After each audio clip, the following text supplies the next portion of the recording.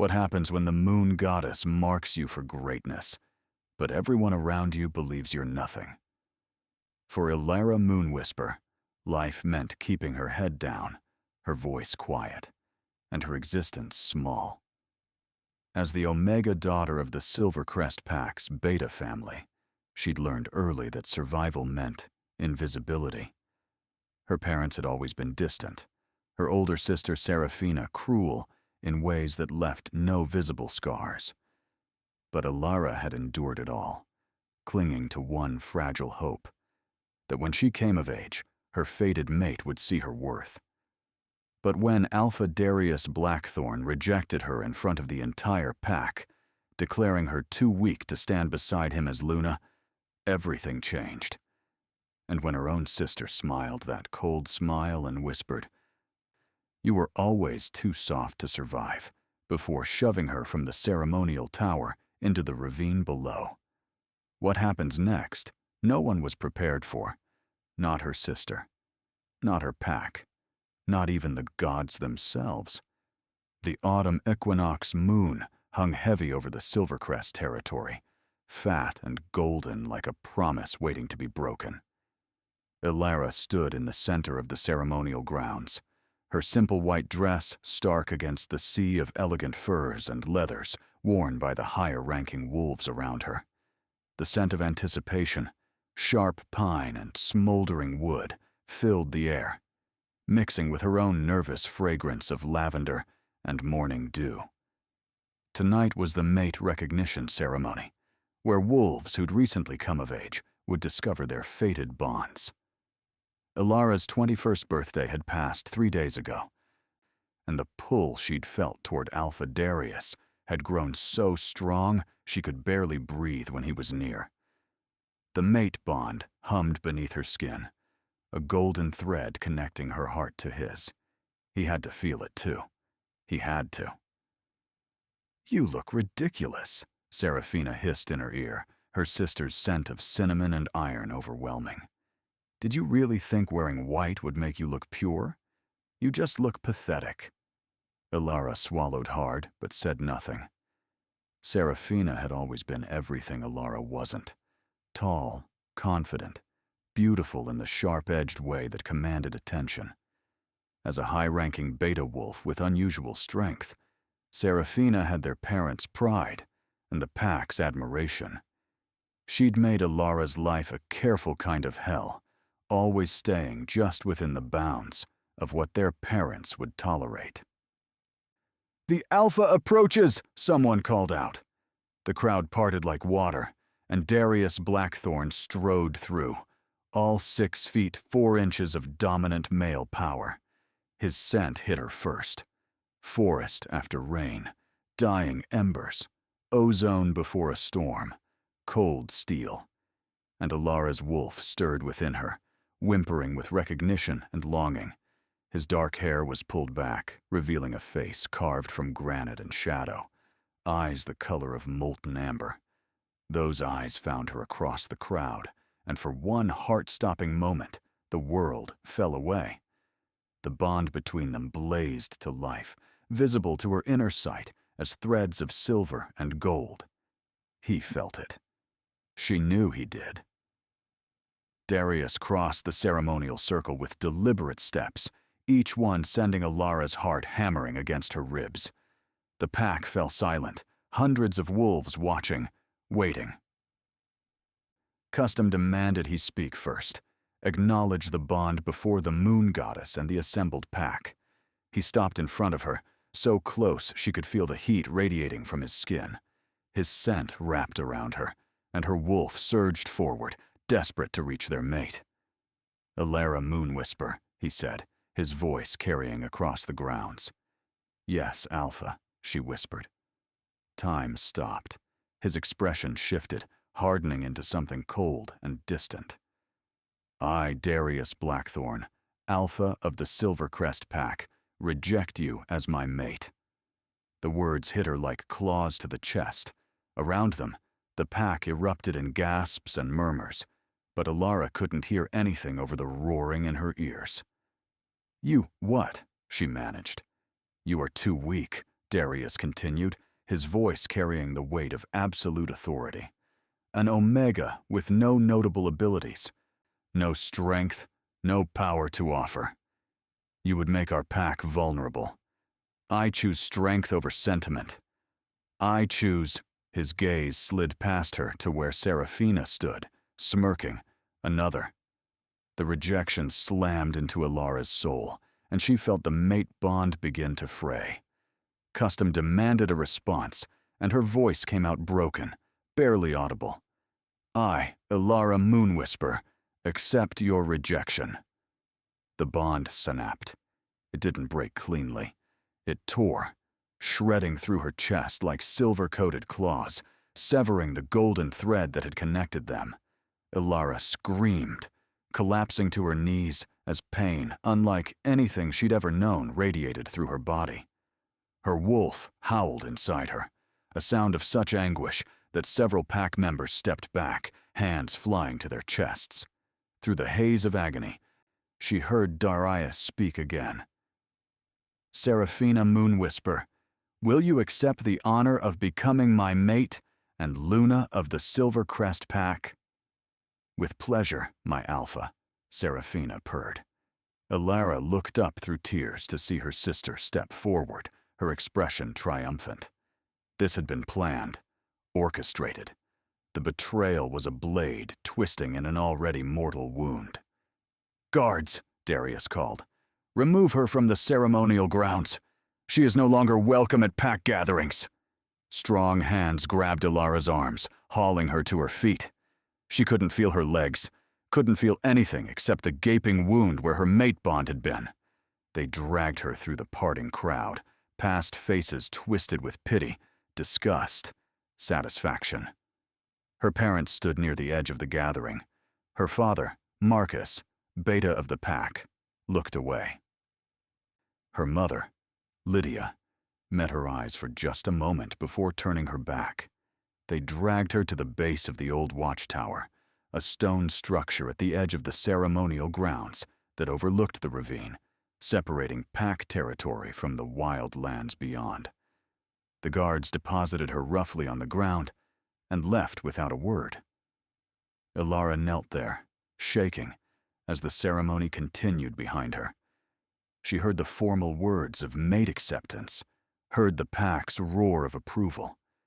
They would mark each other tonight, Darius and Seraphina, binding themselves together in the way that should have been Ilara's fate.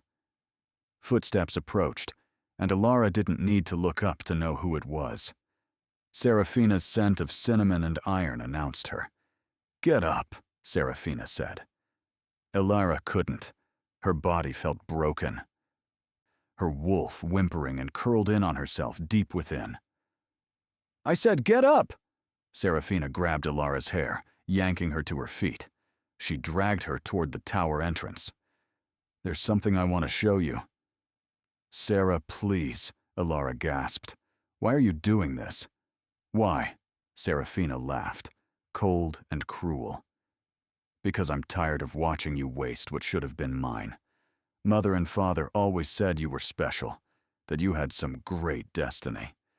But you're just a weak little Omega who can't even shift properly.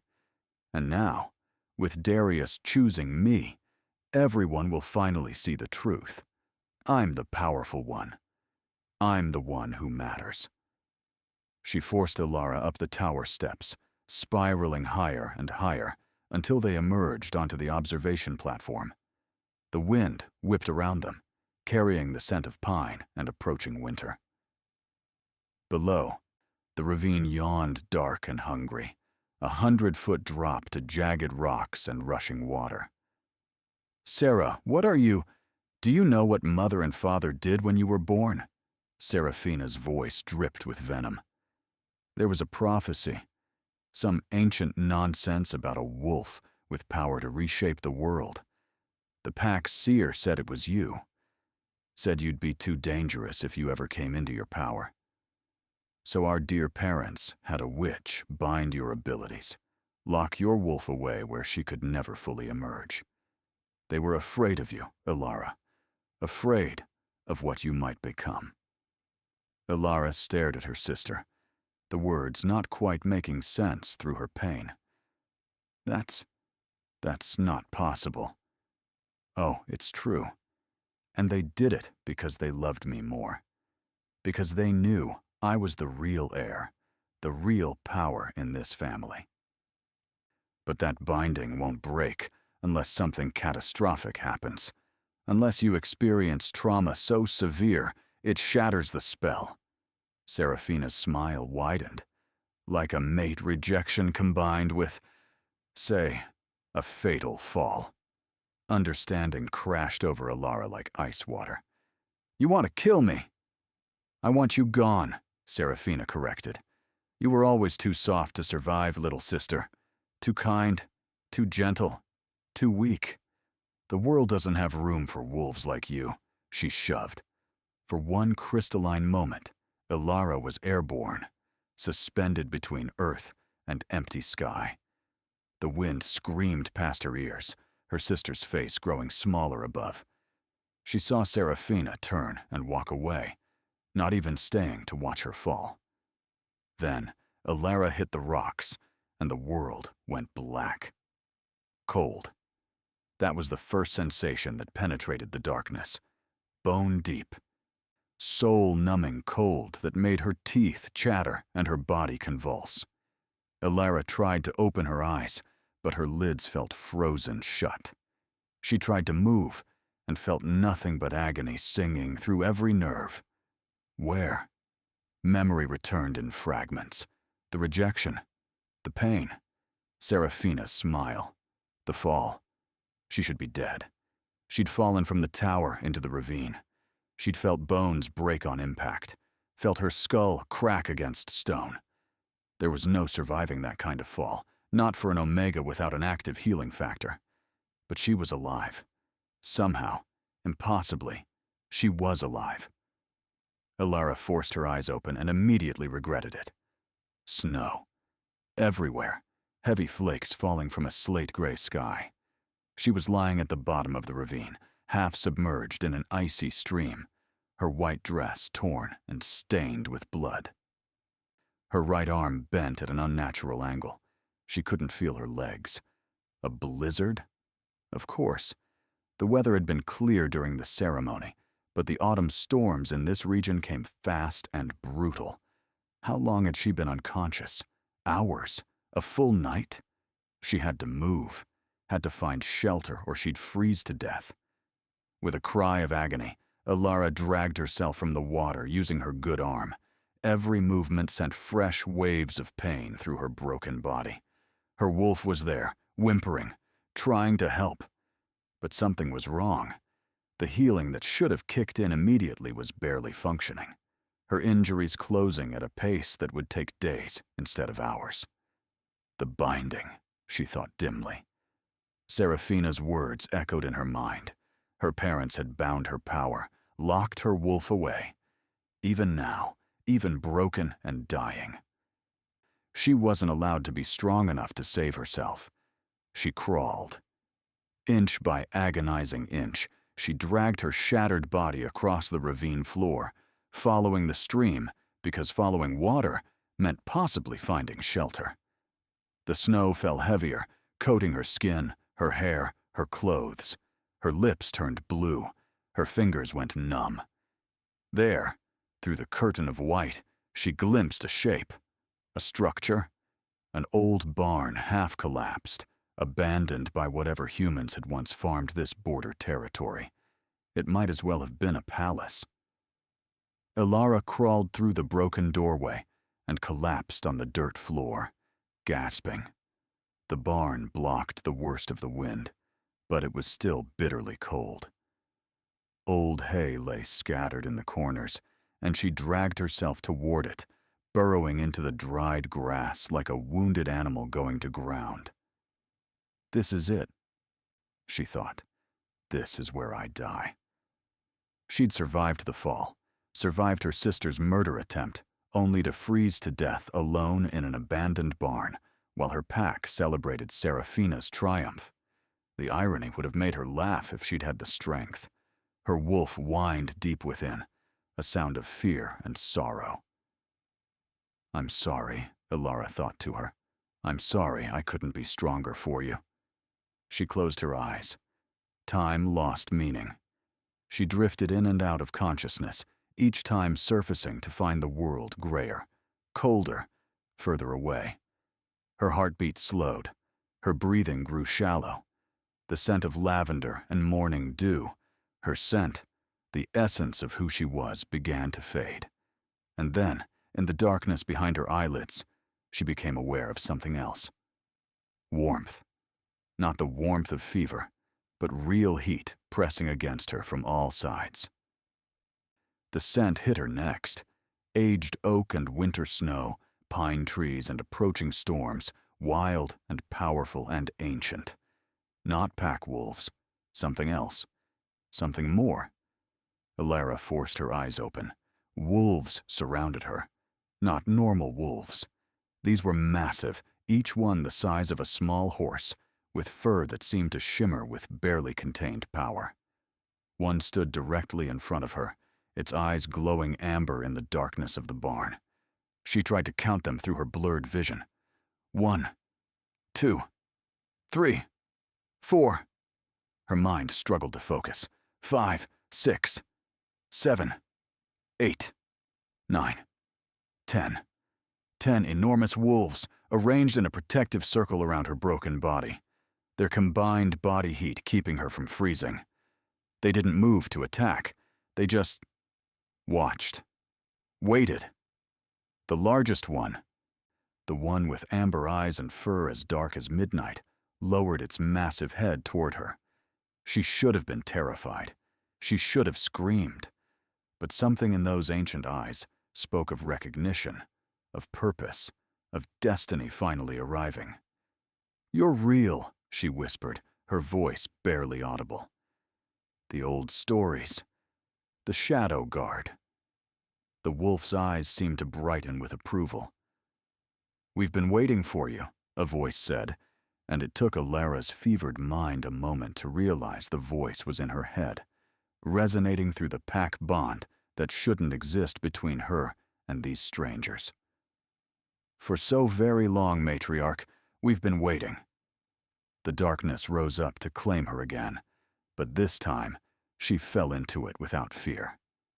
She was not alone. She would not die here. The Shadow Guard had found her. And nothing would ever be the same. Warmth was the first sensation when awareness returned. Real warmth, not the phantom heat of fever or the false comfort before hypothermia claimed its victims. Elara floated in it, suspended between sleeping and waking, her body still screaming with pain, but no longer consumed by cold. Voices murmured nearby, too low for her to make out words. The scent of wood smoke and herbs filled her nose, along with that wild, ancient smell, aged oak and winter snow, pine and storms, that she remembered from before. Before. The wolves, the Shadow Guard. Her eyes snapped open. She lay in what appeared to be a small cabin, rough-hewn but well-maintained, a fire crackling in a stone hearth nearby. Her body was wrapped in furs, so many furs she could barely move. And sitting beside the fire, regarding her with eyes that held centuries of wisdom, was a man. He was perhaps in his 40s, though something about him suggested age beyond counting. Silver threaded through his dark hair, and a scar bisected his left eyebrow, traveling down his cheek to his jaw. He was massive, built like a warrior, with broad shoulders and hands that looked capable of terrible violence or infinite gentleness. "You're awake," he said, his voice a deep rumble. "Good. We were beginning to wonder if the binding had damaged more than your wolf." Elara tried to speak, but her throat was raw. The man rose, moving with predatory grace, and returned with a cup of water. He helped her drink, supporting her head with surprising gentleness.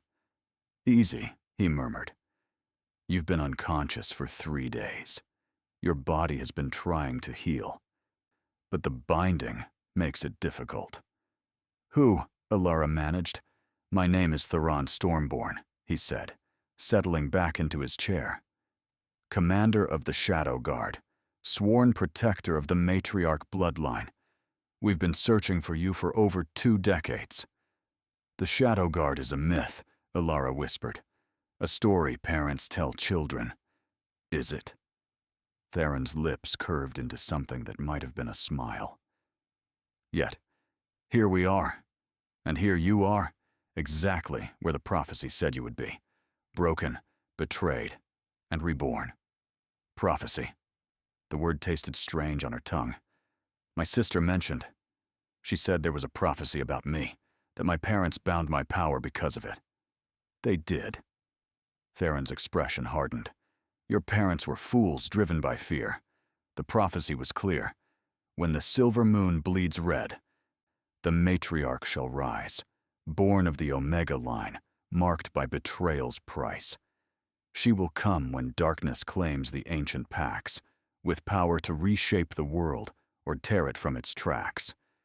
In her wake, the old laws break, the weak become the strong, and all who kneel before her will know where they belong. It's been whispered for generations, passed down through the old families, sung as nursery rhymes by those who've forgotten its truth. Your parents knew. Their seer confirmed it when you were born. So they did what terrified wolves always do. They tried to change fate. Alara's mind reeled. But I'm just an Omega. I can barely shift. I have no power. You had no power, Theron corrected. The binding suppressed your abilities, locked your wolf behind walls of magic so thick she could barely surface. But bindings, little matriarch, are not unbreakable. They can be shattered by trauma severe enough to shock the system, like a mate rejection. His eyes gleamed. Or a fall that should have killed you. The pieces clicked together in her mind. The binding broke. When I fell. When the rejection. The binding cracked, Theron said. Not fully broken yet, but damaged enough that your true nature is beginning to emerge. Can't you feel it? Your wolf, stirring in ways she never has before? Alara turned her attention inward and gasped. Her wolf was there, as always, but different, stronger, more present. Before, her wolf had been a distant echo, a shadow of what she should be. Now she felt solid, real, alive in a way that made Alara's breath catch. Hello, a voice whispered in her mind. Not Theron's voice, her wolf's voice, clear and powerful and ancient. Hello, sister self. I've been waiting so long to speak with you. Tears sprang to Alara's eyes. You're real. You're actually real. I was always real. Just sleeping. Bound. But I'm waking now. And when I'm fully awake, the wolf's voice carried a promise that sent shivers down Alara's spine. When I'm fully awake, they will all know what they rejected. The transformation is coming, Theron said, and Alara realized he could sense the conversation happening within her. Your first true shift. It will be unlike anything you've experienced before, because you've never actually shifted. Not really. What you managed before was a shadow of your true form, suppressed by the binding. This will be different. Will it hurt? Alara asked. Theron's expression softened. Yes, but not in the way you fear. It will hurt the way being reborn hurts. Terrible and glorious and absolutely necessary. A door opened, and 9 more people filed into the cabin. Alara's breath caught as she recognized the scents, each one a wolf from the barn, now in human form. They were all warriors, scarred and powerful, ranging in age from what looked like early 20s to perhaps 50. 6 men, 3 women, each one radiating the kind of strength that made alphas look like puppies. The matriarch is awake, one of them exclaimed, a young man with copper hair and burned scars on his arms. I told you she'd pull through, didn't I? "Didn't I say? Enough, Finn," one of the women said, though her tone was fond. She had silver blonde hair and eyes like chips of ice. "Let her breathe," Theron gestured to them. "These are your guard. We've been bound by oath and prophecy to protect you, guide you, and help you claim what is rightfully yours." They introduced themselves one by one. Finn Emberheart, the young one with copper hair, whose scent carried notes of warm bread and summer grass. A fire wielder, Theron explained, rare among their kind. Kira Frostmane, the silver blonde woman, who smelled of ice and steel and winter roses. A hunter without equal. Gareth Stonepaw, a mountain of a man with gray in his beard, scent of earth and ancient forests. The tracker. Lissa Swiftclaw, lean and deadly, smelling of lightning and rain. The scout. Marcus Nightshade, quiet and observant, carrying the scent of shadows and moonlight. The spy. Rowan Ashwood, covered in ritual scars, smelling of sage and blood. The healer. Vera Bloodmoon, with red hair and fierce eyes. Scent of iron and battle. The weapons master. Cole Ravenwing, dark and sardonic, smelling of books and old magic. The lore keeper. And finally, Selene Starfire, the oldest besides Theron, gray-haired and regal, carrying the scent of starlight and prophecy. The seer. "We are the Unchained," Theron said, wolves who refused to bow to corrupt alphas, who preserved the old ways when others forgot them, and we are yours to command, matriarch. "I don't understand," Alara said. "Why me? I'm nobody. I'm just—" "You are the matriarch reborn," Selene said, her voice melodic and ancient. "The first in 3,000 years. You carry the bloodline of the moon goddess herself, diluted through generations, but still present, still powerful. The Omega designation was never weakness, child. It was camouflage. Your power hiding in plain sight until the time was right." Ilara's head spun. This was too much, too fast. Yesterday, or was it 3 days ago, she'd been a rejected Omega, cast out and left to die. Now these strangers were telling her she was some kind of legendary figure. Her wolf stirred again, and this time, Ilara felt her push against the constraints that still held her. The binding might be cracked, but it wasn't gone. Not yet. "When?" she asked. "When will I transform?" "Soon," Theron said. "Your body needed time to heal from the fall, but you're strong enough now. Tonight, under the full moon, we'll help you break what remains of the binding and release your true form. And then?" "And then," Theron's smile was predatory, "we begin making the wolves who hurt you regret the day they were born." They moved her outside as the moon rose, a silver coin sailing through a clear autumn sky. Ilara could walk now, though her body still ached with the memory of broken bones. The healing had accelerated once she'd woken, her true nature finally able to assert itself against the damaged binding. The Unchained had brought her to a clearing deep in the wild lands, a place where ancient stones stood in a perfect circle, each one carved with symbols that predated any pack Ilara knew. The air here thrummed with power, making her skin prickle and her wolf pace restlessly within. "This is a sacred place," Selene explained, as they arranged themselves around the circle. "Built by the first packs, when we still remembered what we truly were. The moon goddess's presence is strong here. It will help." Ilara stood in the center of the circle, wearing a simple shift that Lissa had provided. The autumn wind cut through the thin fabric, but she barely felt it. Her entire being was focused inward, on her wolf, on the binding that still constrained them both. "The key," Theron said, standing at the circle's edge, "is acceptance. You've spent your whole life being told you were weak, worthless, unwanted. The binding fed on those beliefs. using them to cage your power. To break it, you must reject those lies.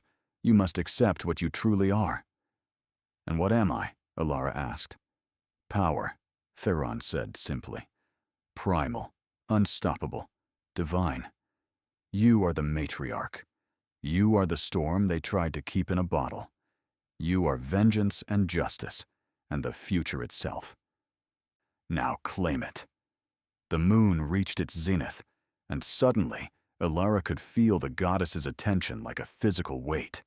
The stones began to glow with silvery light, and her wolf surged forward with a roar that shook her very soul. Now, her wolf cried, now we break free. The pain hit first, but it wasn't the breaking agony of bones snapping. This was transformation, rebirth, power flooding through channels that had been dammed for 21 years. Alara's spine arched, her mouth opening in a cry that became a howl. Her bones didn't crack. They flowed, reshaping like water into new configurations. She fell to all fours, but the ground seemed farther away than it should be. Her hands pressed into the earth and became massive paws, each one the size of a dinner plate. Fur erupted across her skin. Not gray or brown or black like normal wolves, but pure white that glowed with inner light. She was growing. That was the only way to describe it. Her body expanded, lengthening, heightening, until she towered over where she'd stood moments before. Power erupted from her in waves that flattened the grass and made the ancient stones hum with resonance. The binding shattered. Alara felt it break, like chains exploding off her soul, and suddenly, she was more. Strength flooded her limbs, her senses expanded until she could hear heartbeats a mile away, smell the fear of prey 10 miles distant, feel the very heartbeat of the earth beneath her paws. She opened her eyes, and the world was different. Colors she'd never seen before painted the landscape. She could see the threads of power connecting all living things, could sense the presence of every wolf within 100 miles. And her eyes themselves, she could see their reflection in the polished surface of the nearest stone, glowed with inner fire, silver bright as the moon above. Her first howl shook the forest. It was a sound of triumph, of rage, of power finally unleashed. Birds took flight from trees miles away. In her old pack's territory, wolves would be stopping mid-step, heads turning, fear crawling down their spines. Because they would hear it. They would all hear it. And they would know. Look at us, her wolf purred, and Alara could finally sense the full majesty of what she'd become. She was easily twice the size of any alpha she'd ever seen, a massive creature of moonlight and power. Her fur rippled with energy. Her claws could rend steel. Her jaws could crush stone. Behold, Selene whispered, falling to her knees. The matriarch walks again. One by one, the Unchained shifted into their own forms. Alara had thought them large in the barn, but now she could truly appreciate their size. Each one was a dire wolf. Ancient breeds that normal packs thought extinct. They were massive, dwarfing ordinary wolves, built for battle and blessed by the goddess. But even they were smaller than her. Theron shifted last, and his form took Alara's breath away. He was the largest of the Unchained, his midnight fur marked with silver that formed patterns like storm clouds. His eyes blazed amber, ancient and knowing. And when he approached, she could see the old scars that marked his muzzle, his shoulders, his flank. This was a wolf who had lived centuries, who had seen empires rise and fall. He bowed his head, exposing his throat in the ultimate gesture of submission. Matriarch, his voice resonated in her mind, deeper in wolf form than human. We are yours, body, blade, and soul. From this night until the world ends, we serve.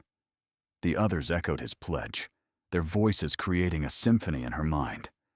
Alara felt tears prick her eyes, her first tears in this form, and they glowed as they fell, crystallizing into tiny diamonds on the ground. She had been rejected, betrayed, cast out to die. She had been told she was worthless, weak, unwanted. They had been wrong. She was no longer the frightened Omega girl. She was Alara Moonwhisper, matriarch reborn, and her journey was just beginning. Days turned to weeks as Alara learned to control her new form and the power that came with it. The Unchained had a stronghold deeper in the wild lands, not a single structure, but a complex of buildings hidden by magic and geography, a place where wolves who refused pack politics had gathered for generations. Most packs have forgotten the old ways, Theron explained, as he guided her through a training session. They were in a clearing used for combat practice, both in human form, as he taught her to harness her abilities without shifting. They've become so focused on hierarchy, on alpha dominance, that they've lost sight of what we truly are. We're not just predators. We're children of the goddess, blessed with her gifts. He had her close her eyes, focusing on the threads of power she could sense connecting all living things. You're an empath, he said. You can feel the emotions of others, influence them if you choose. It's a rare gift, one that marks you as matriarch. Try it now. Tell me what I'm feeling. Alara extended her senses toward him and gasped. Concern, pride, hope, they flowed from him in waves, along with something deeper. Affection. Not just duty or respect, but genuine care. You care about me, she said. Not just because of the prophecy. You actually care. Of course I do, Theron said simply. Prophecy or not, you're a person worth caring about. You're brave, compassionate, stronger than you know. I've been searching for you my entire life, but I'd protect you even if you were just an Omega with no special destiny. You deserve protection. You deserve to be safe. His words struck something deep within her. Alara's eyes burned with unshed tears. No one's ever said that to me before. Then everyone you knew was a fool. The moment stretched between them, charged with something Alara couldn't quite name.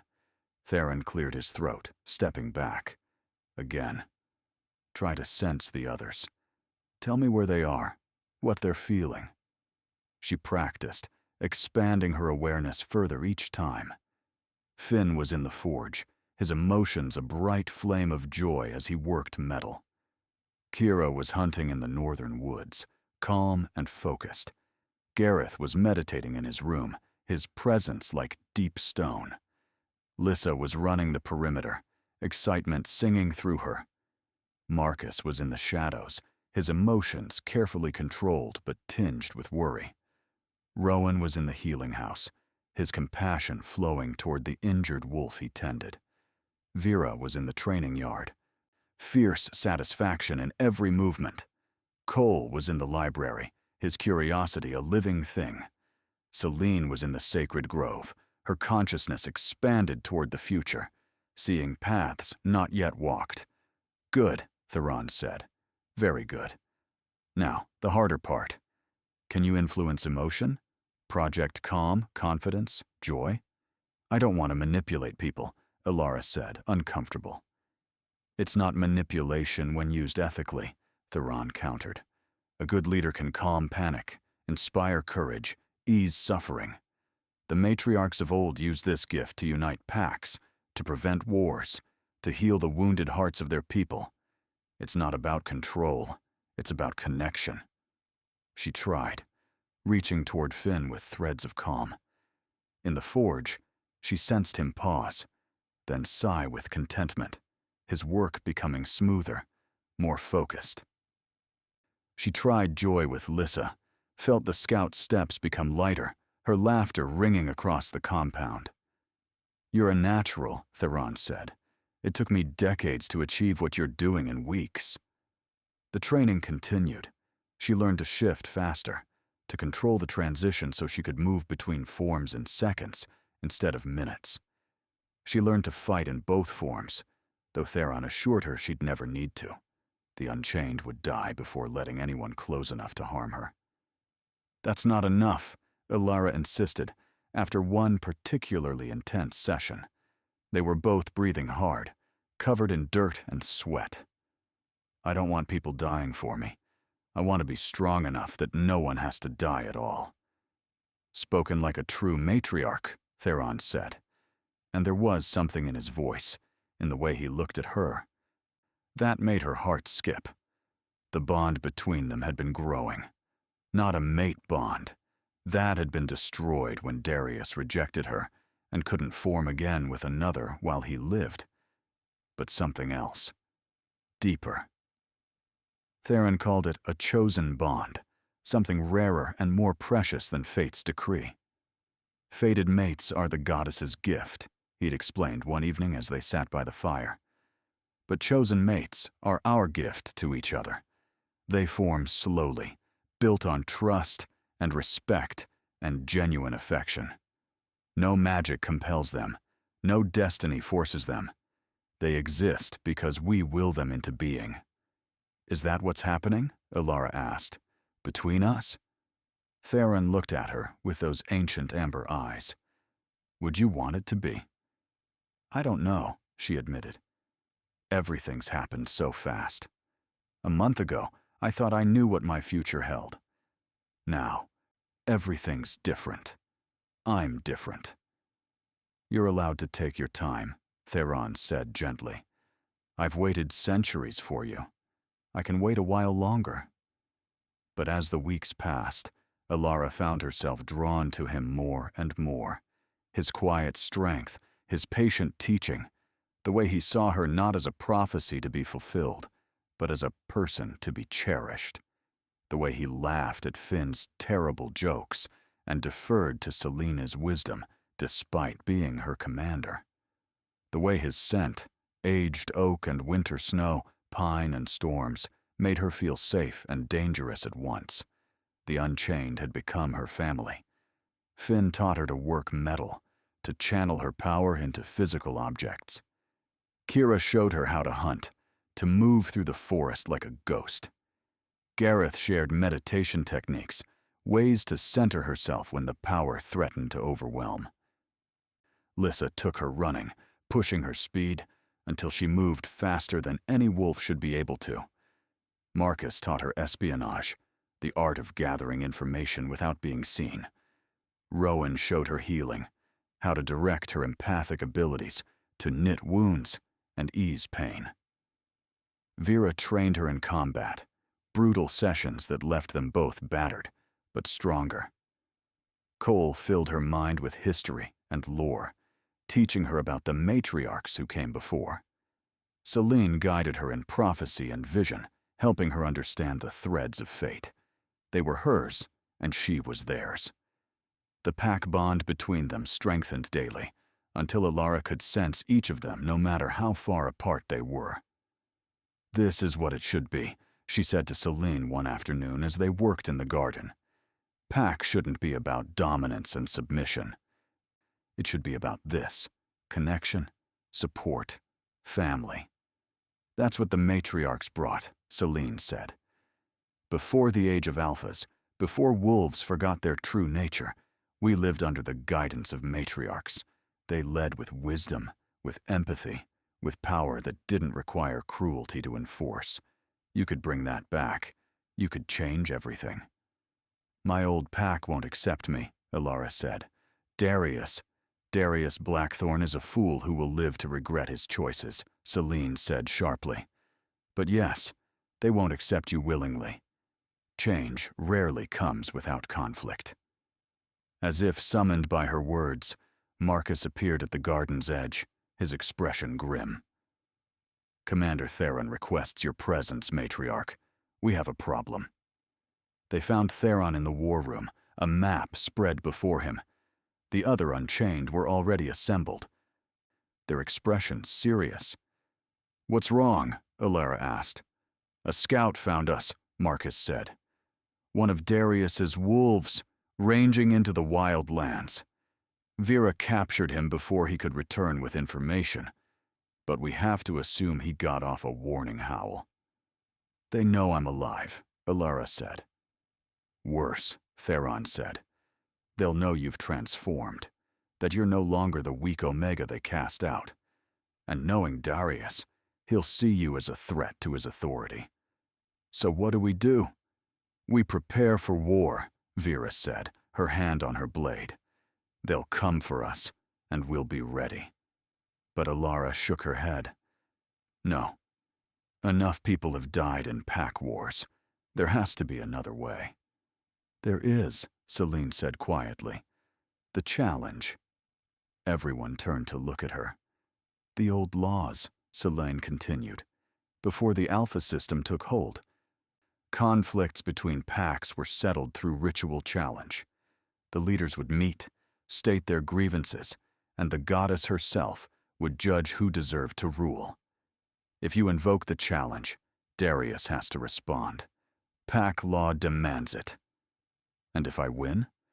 Then Silvercrest Pack becomes yours, Theron said. And with it, the territory. You could reshape it, lead it properly. And if I lose? Silence. You won't lose, Theron said firmly. You're the matriarch. You're more powerful than any Alpha who's lived in 1,000 years. Alara looked at the map, at the territory marked as Silvercrest, where she'd grown up, where she'd suffered, where her parents had bound her power and her sister had tried to murder her, where Darius had rejected her in front of everyone. Send word, she said. Tell them the rejected Omega survived. Tell them the matriarch has risen, and tell them I'm coming home. The messenger returned 3 days later with Darius's response. The challenge was accepted. They would meet at the ceremonial grounds under the next full moon, 1 week away. He's bringing an army, the messenger said, a young wolf who defected from Silvercrest after Alara's rejection. 20 of his best fighters, plus his Luna and her personal guard. He wants to make a show of force. Let him, Alara said calmly. We don't need an army. We have something better. The week passed in a flurry of final preparations. Vera drilled them in battle formations, though Theron insisted Alara wouldn't be fighting alone. The Unchained would reveal themselves if needed. Cole researched the challenge rites, ensuring they knew every rule and tradition. Rowan made sure everyone was at peak health. Selene meditated on possible futures, though she claimed they were too tangled for clear sight. And Theron barely left Alara's side. Promise me something, he said the night before they left.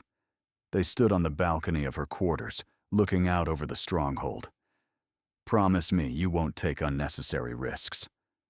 I'm challenging an Alpha for control of a pack, Alara said dryly. The entire thing is a risk. You know what I mean. His hand found hers, their fingers intertwining. You're brave, Alara. Incredibly brave. But bravery and recklessness aren't the same thing. If it goes wrong, if he brings more force than we anticipated, promise me you'll let us protect you. Only if you promise the same, Alara said. I can't lose you, Theron. Not when I've just found you. He pulled her close, and she leaned into his warmth, his scent wrapping around her like safety itself. You won't lose me, he whispered into her hair. I've waited 253 years for you. I'm not going anywhere. 253? Alara pulled back to look at him. You're old, he said with a wry smile. Very, very old. One of the last dire wolves born before the persecution, before we were hunted nearly to extinction. I've led the Unchained for most of those years, searching for the next matriarch. And now, I've found her. His hand cupped her cheek. You're worth every year of waiting, Alara. She kissed him then, pouring into it everything she felt. Gratitude, affection, the beginnings of something deeper. He responded with careful restraint. as if she were something precious that might break. "After tomorrow," she murmured against his lips.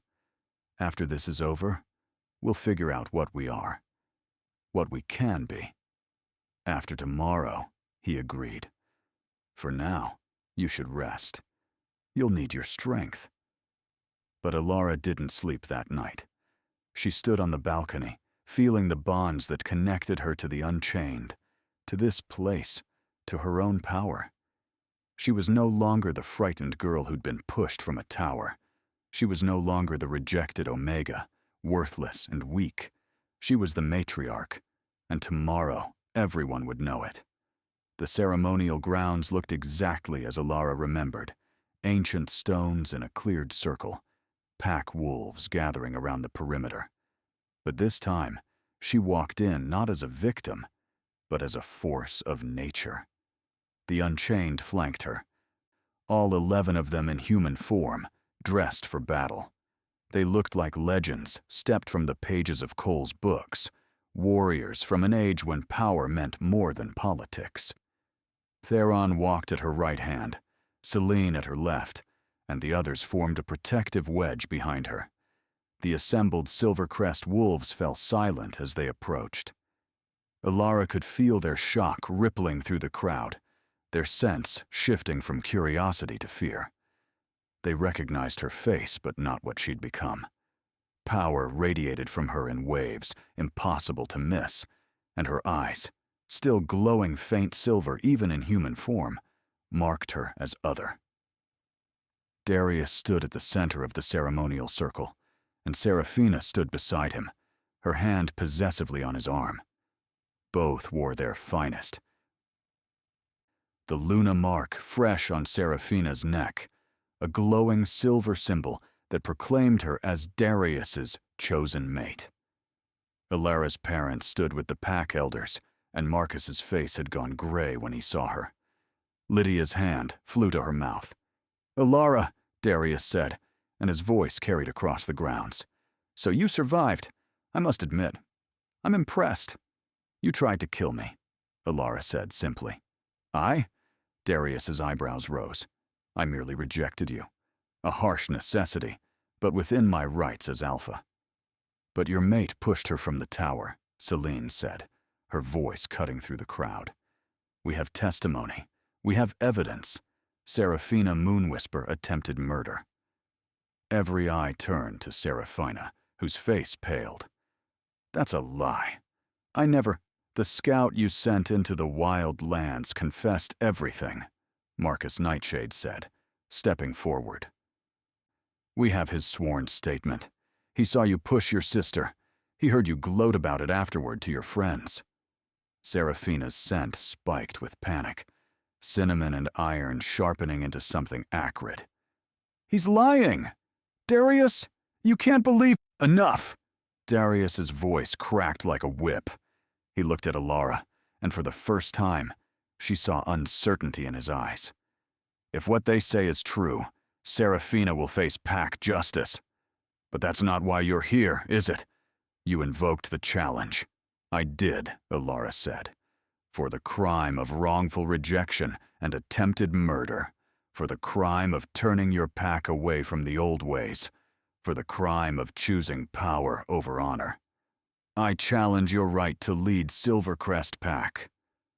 A wave of power washed over the assembled wolves, and several fell to their knees, overwhelmed by the force of her presence.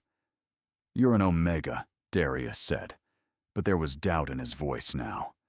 "You have no right—" "She is the matriarch reborn," Theron said, his voice carrying the weight of centuries. "She has every right. More right than any Alpha who's lived in 3,000 years. And you, Darius Blackthorn, are about to learn what happens when you reject the goddess's chosen." Darius shifted into his wolf form, a massive black beast with amber eyes, easily the size of a grizzly bear. He was powerful, dominant, every inch the Alpha. The pack began to shift with him, their support flowing toward their leader. But Seraphina shifted faster, her wolf form lean and vicious, copper-red fur bristling. She didn't wait for the formal start of the challenge. She launched herself at Ilara with a snarl of pure hatred. "For everything you took from me." She never reached her target. Ilara shifted in mid-stride, so fast it seemed like she'd simply appeared as her wolf form, massive, glowing white, eyes blazing silver. She caught Serafina by the throat mid-leap and slammed her into the ground with such force that the earth cracked beneath them.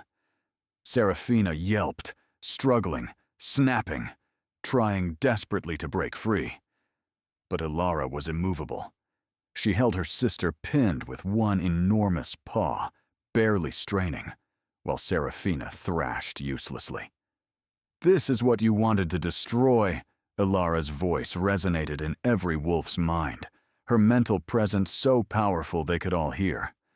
"This is what our parents tried to bind. This is what you called weak." Serafina whimpered, all her cruelty stripped away by primal fear. "You pushed me from a tower. You tried to murder me. And for what? Jealousy? Ambition?" Ilara's head lowered, her massive jaws inches from Serafina's throat. "I should kill you. By every law we have, I have that right." "Mercy," Serafina whined. "Please, mercy." "I'm not like you," Ilara said, and released her. Serafina scrambled backward, shifting to human form, naked and shaking. Then the Unchained shifted. As one, all 10 of them transformed, and the assembled pack gasped in horror and awe. These weren't normal wolves. These were dire wolves, ancient breeds of massive size and terrible power. Each one dwarfed Darius. Each one radiated an aura that spoke of ages past. And Ilara was larger than any of them. Theron threw back his head and howled, a sound that shook the very stones of the ceremonial ground. The others joined him, a chorus of power that sent Darius's army stumbling backward. "Stand down," Theron's voice boomed in every mind, "or face the consequences of challenging the matriarch." Darius shifted back to human form, his face ashen. "What are you?" he whispered. "I am what I always was," Ilara said, also shifting to human, her white dress somehow intact, glowing faintly in the moonlight. "I am the matriarch. I am the old power your kind tried to forget. I am the future your arrogance rejected." She walked toward him, and with each step, wolves knelt. Not forced, not commanded. They simply knew. In her presence, they understood what they'd lost, what power truly meant. "Kneel," Ilara said, standing before Darius. For a long moment he resisted. His pride warred with his survival instinct. But slowly, inevitably, he sank to his knees. "I was wrong," he said, and his voice broke. "I rejected you out of fear and ambition. I thought strength meant dominance, that power meant control. But you're right. I'm not fit to lead. Not like this. Not compared to what you are." Ilara looked at him, this alpha who'd broken her heart, who'd humiliated her, who'd cast her out. She felt her wolf stir within, demanding vengeance, justice, payment for the pain he'd caused. But she also felt the fear rippling through the assembled pack, the hope beginning to kindle, the possibility of something better. "I could kill you," she said. "I could strip everything from you the way you tried to strip everything from me. But I'm not interested in ruling through fear." She raised her voice so all could hear. "I am Ilara Moonwhisper, matriarch reborn. By right of challenge and ancient law, I claim Silvercrest Pack and all its territories. But I don't want slaves. I don't want subjects forced to bow. I want a pack that chooses cooperation over cruelty, that values every wolf regardless of their designation. The old hierarchy ends today. There will be no more alphas, betas, and omegas. Only pack." A ripple of shock went through the crowd. "Darius Blackthorn," she continued, "you will serve this pack as you should have from the beginning, as a protector, not a tyrant. You'll train warriors, lead hunts, but you'll do it under my authority. And if you ever threaten another wolf again, you'll answer to the Unchained." "And me?" Seraphina whispered. "You attempted murder," Ilara said coldly. "Under old laws, I could execute you, but I won't. Instead, you'll live in this pack as I did, stripped of rank, given the lowest tasks, treated the way you treated others. Maybe, after a few years, you'll understand what you did. Maybe you'll earn forgiveness, or maybe you'll leave, and I won't stop you. But you'll never hold power again." She turned to her parents, who'd been watching with stricken expressions. "Marcus and Lydia Moonwhisper, you bound your daughter's power out of fear.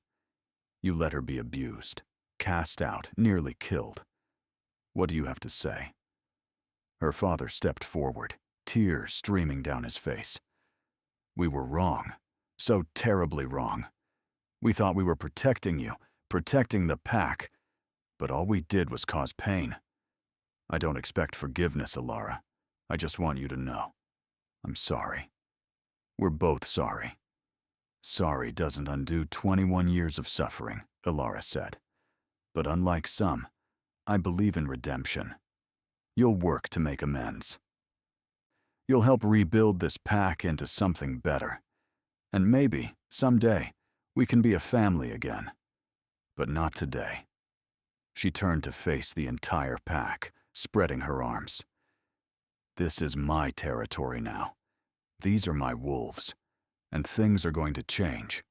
No more bullying, no more cruelty, no more casting out those deemed weak.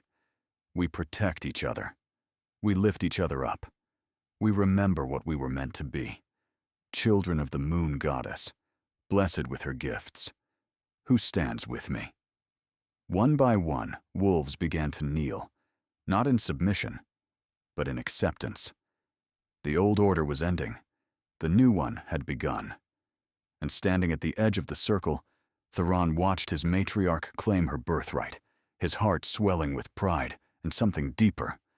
Love for the woman who'd survived everything the world threw at her and emerged not broken, but radiant. 6 months later, the Silvercrest pack was unrecognizable. The old hierarchy had been dismantled completely. Wolves were judged by their contributions, not their designations. Former Omegas led hunting parties. Former Alphas worked alongside everyone else. The change hadn't been easy. Some wolves had left, unwilling to accept the new order. But those who remained were stronger for it.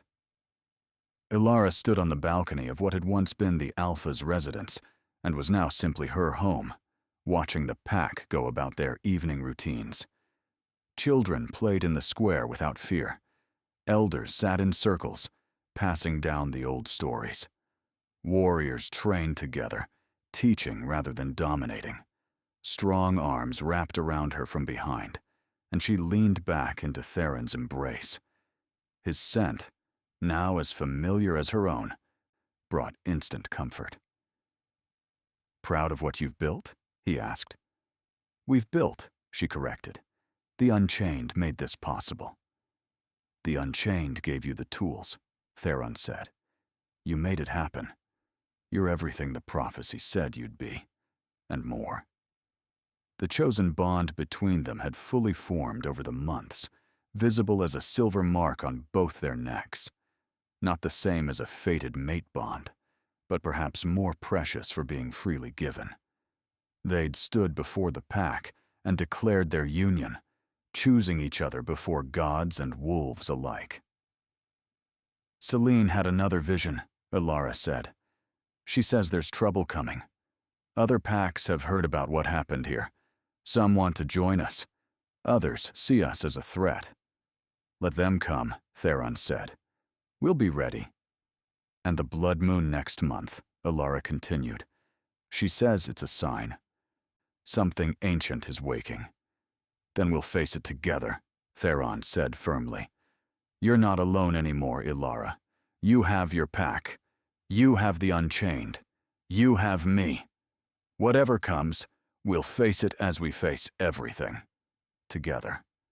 She turned in his arms, looking up at the man who'd helped her discover her true strength. The man who'd believed in her when she couldn't believe in herself. The man who'd shown her that love wasn't about fate or force, but choice and respect and genuine partnership.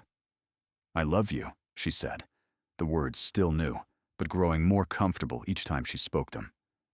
"And I love you," Theron replied. "My matriarch. My mate. My Elara." They kissed as the moon rose overhead, silver and full and beautiful. In the square below, wolves howled in celebration, not in dominance, but in joy. And so Elara's journey came full circle. Once, she'd been the rejected Omega, cast out and left to die, told she was worthless. Now, she stood as the matriarch reborn, leader of a pack that valued strength of character over strength of force, love over domination, unity over hierarchy. She'd been pushed from a tower by the person who should have protected her. She'd been rejected by the one fate said was hers. She'd been betrayed by her own parents. But she'd survived. More than survived. She'd thrived. She'd found her true family in the Unchained. She'd discovered her real mate in Theron. She'd unlocked the power that had always been hers. The old Elara was gone, burned away in the fire of transformation. In her place stood someone new, someone strong. Someone who would never again allow herself or anyone under her protection to be called weak. What had her sister said? "You were always too soft to survive." But Seraphina had been wrong. Softness wasn't weakness, compassion wasn't frailty, and mercy was perhaps the greatest strength of all. The lesson was clear. True power doesn't come from domination or cruelty. It comes from choosing to rise after being pushed down. It comes from turning pain into purpose, betrayal into strength, rejection into rebirth. Did you feel that shift in your heart as Elara claimed her destiny? Have you ever been underestimated, only to prove everyone wrong? Drop a comment sharing your thoughts on this transformation. And if this story resonated with you, don't forget to like this video and share it with someone who needs to hear about second chances and hidden strength. What happens next for our matriarch? Will the blood moon bring new threats? Can Elara unite the other packs under her vision? And what ancient evil is stirring in the darkness? Hit that subscribe button and turn on notifications so you don't miss the next chapter in Elara's journey. Thank you for listening to My Sister Pushed Me Off the Tower, unaware the rejected Omega survived. We'll see you in the next chapter.